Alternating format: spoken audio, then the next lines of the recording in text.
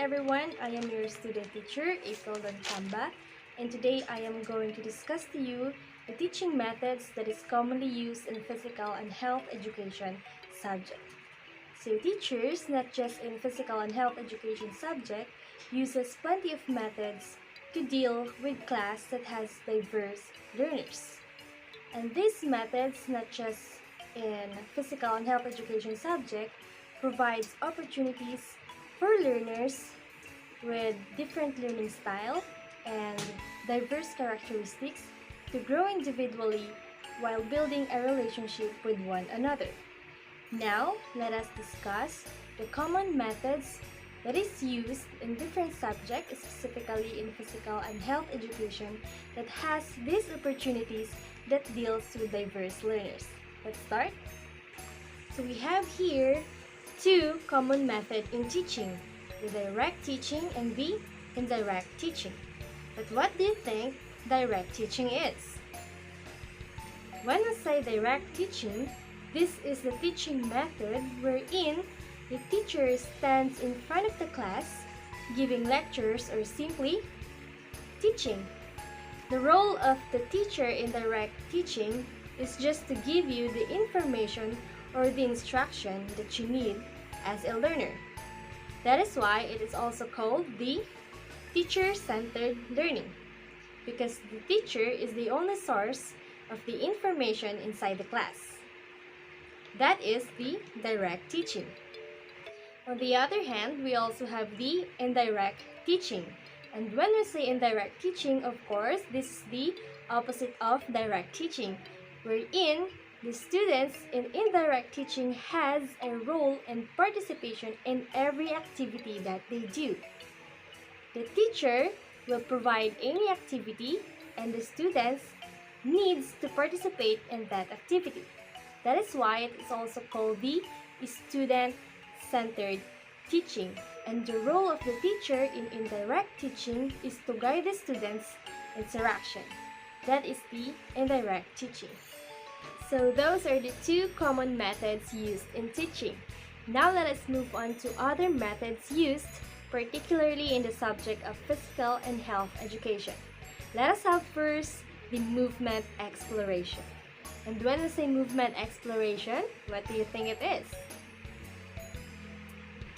When we say movement exploration, this is a process-oriented method in teaching physical and health education. And this involves the use of aids or any materials that can be used in activities in physical and health education. So when we say movement exploration, this is simply involves activities in physical and health education wherein your learners will explore the movement itself. An example of movement exploration is when a teacher wants his or her learners to practice jumping, she or he can provide them and aids such as ropes.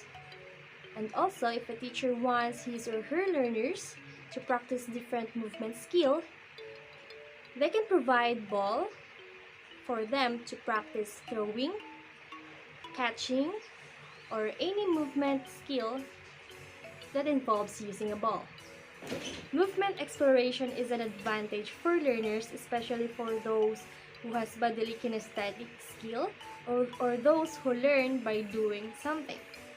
Also, it is easier for learners for them to understand something and remember something because they already experienced it. That is the advantage of movement exploration. And the second method that we have here for teaching physical and health education subject is the cooperation activities. And when we say cooperation activities, this method in teaching is very useful for both teachers and learners. How? The main goal of this method is for students to work as a group, and this will lead to the development of their cooperation skill. Through cooperative activities, students can structure their learning experience and can learn problem-solving skill. And also, this method is not just used for them to build a good team, but also for them to know how to support and how to teach their fellow students. That is the use and advantage of cooperation activities. So under cooperative activities, we can use games such as island movers, body moving, and team cooperative counting games. So remember that cooperative activities are very useful because the learners, especially for slow learners, they will have an interest in learning because they're going to do the task together with their peers, and that is an advantage for them. And for the third method, we also have critical thinking. And when we say critical thinking, this method is incorporated in physical and health education for teachers and learners to reflect on and critically examine different learning ideas and practices that is related in physical and health development. So an example of critical thinking is when the teacher asks the students questions such as, what do you think physical education is all about? What are the proper movements? What are the kind of exercises? And so on and so forth. So with this kind of questions, the students will be able to reflect on themselves and think critically about a certain topic. So aside from direct experiences and cooperative activities, critical thinking is one good method in teaching for the students to exercise their thinking ability. And that is the advantage of critical thinking. So all of the teaching methods being stated under physical and health education subject provides a lot of opportunities for diverse learners with different learning style. Remember that if you are a teacher, some of your students might be good in application but not in speaking.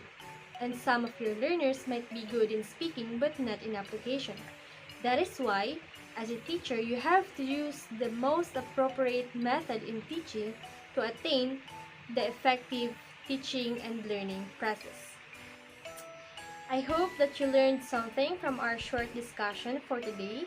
I discussed only the common methods in physical and health education subject, but we have plenty of methods even in different subjects. Again, thank you for listening and have a good day.